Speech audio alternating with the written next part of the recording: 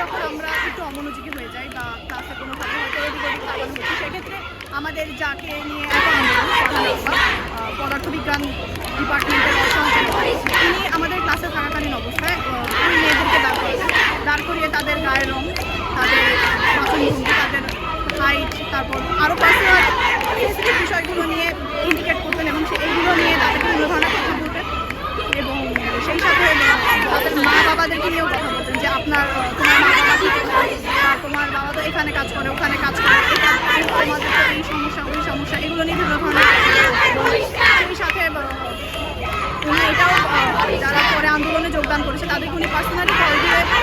তাদেরকে গালিগালাজ করেছেন এবং বলছেন যাতে তারা পরবর্তী আন্দোলনগুলোতে যোগদান না করেন। এবং আমাদের প্রিন্সিপাল এবং সেই পদত্যাগ পত্র ওনারা আমাদের সামনে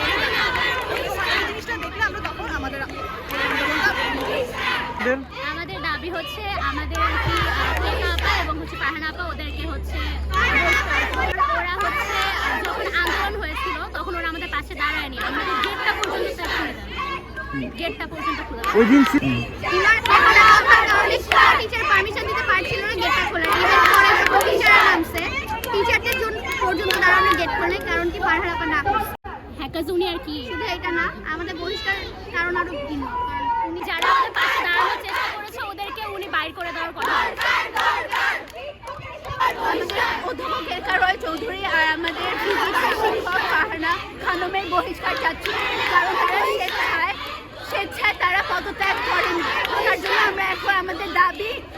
তারা বহিষ্কার, তাদেরকে আমরা বহিষ্কার করছি তার জন্য, কারণ তারা স্বেচ্ছায় পদত্যাগ করেনি।